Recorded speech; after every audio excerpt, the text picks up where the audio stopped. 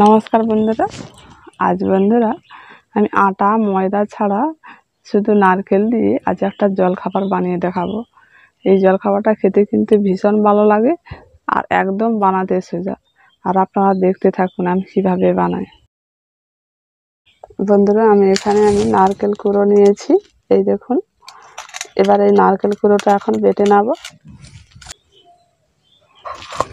এই নারকেলের মধ্যে তো দুধ আছে, আর জল দেওয়ার দরকার নেই, এমনি বেটে নিলেই কিন্তু ভালোভাবে বাটা হয়ে যায়।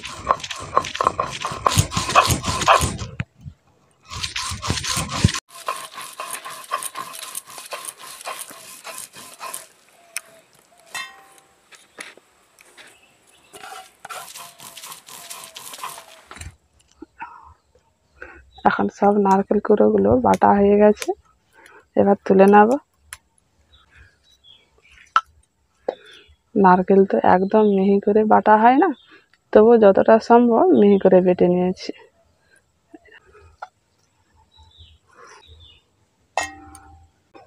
এবার নারকেল বাটার মধ্যে 1 বাটির মতো চালের গুঁড়ো দিয়ে দিচ্ছি।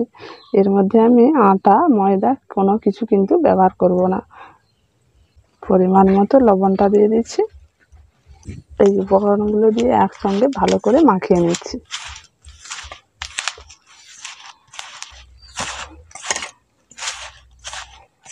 এখন খুব ভালো করে এটাকে মিশিয়ে নিয়েছি। এবার এর মধ্যে ঠান্ডা জল দেওয়া যাবে না, আমি ফুটন্ত গরম জল নিয়েছি, অল্প অল্প করে গরম জলটা দিয়ে দিচ্ছি। হালকা গরম হলে কিন্তু হবে না, ফুটন্ত গরম জল হওয়া চাই। একটা নরম করে ডো তৈরি করে নেব।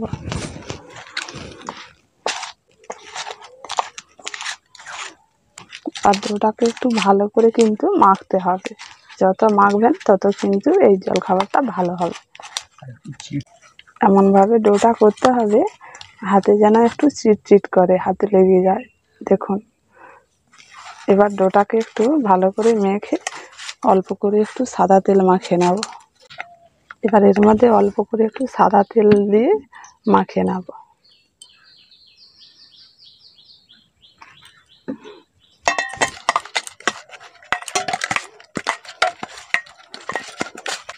এবার এটাকে 10 মিনিটের জন্য ঢাকা দিয়ে রেখে দিচ্ছি। এখন ডোটা 10 মিনিট হয়ে গেছে, এবার ঢাকাটা খুলে একটু ভালো করে মেখে নাও। দেখুন কত সুন্দর নরম আছে।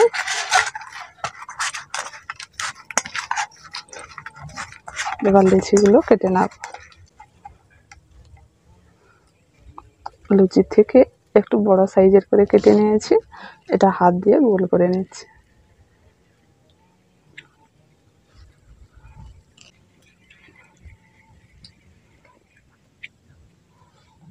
ডোটাকে কিন্তু বেশি শক্ত করলে হবে না, একটু নরম রাখতে হবে। নরম করলে এই যে লেচিগুলো আর ফাটবে না, খুব সুন্দরভাবে হবে।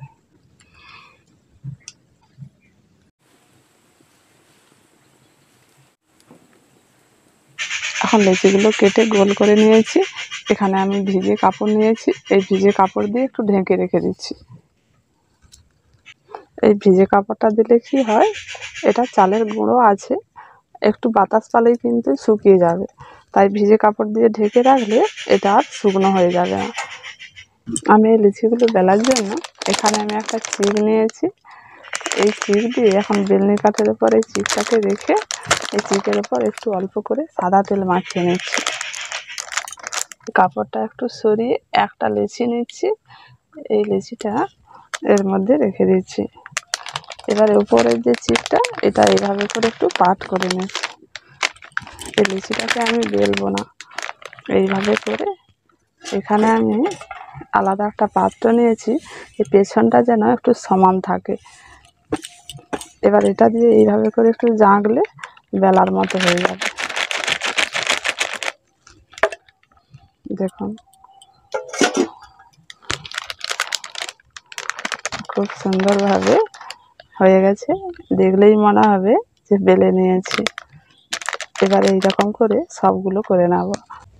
উনুনটা জেলে কড়াই করে তেলটা গরম করতে বসিয়ে দিয়েছি। আর লুচি ভাজলে যেরকম তেলটা গরম করতে হয় সেই রকমভাবে তেলটা গরম করতে হবে।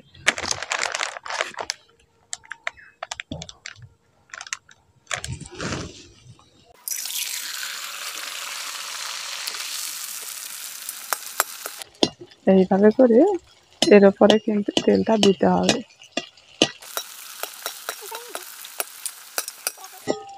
কত সুন্দর ফুলেছে দেখুন। এবার এটাকে উল্টে দিচ্ছি। এবার ভাজা হয়ে গেছে, তুলে নিচ্ছি।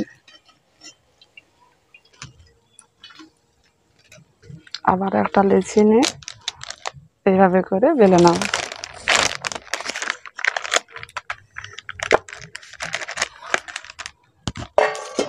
খুব বেশি পাতলা করলে কিন্তু ভালো হবে না, একটু যেন মোটা থাকে।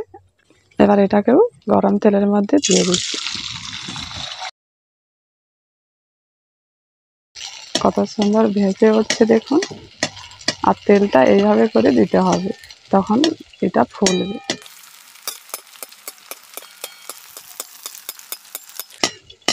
দেখুন এটাও খুব সুন্দর ফুলেছে। এবারে উল্টে দিচ্ছি, উল্টে পাল্টে ভেজে নিতে হবে। এখন ভাজা হয়ে গেছে, তুলে নিচ্ছি।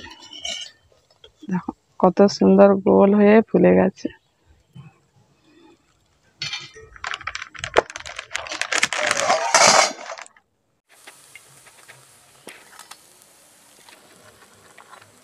দেখুন বন্ধুরা, এখন সব জলখাবারগুলো ভাজা হয়ে গেছে।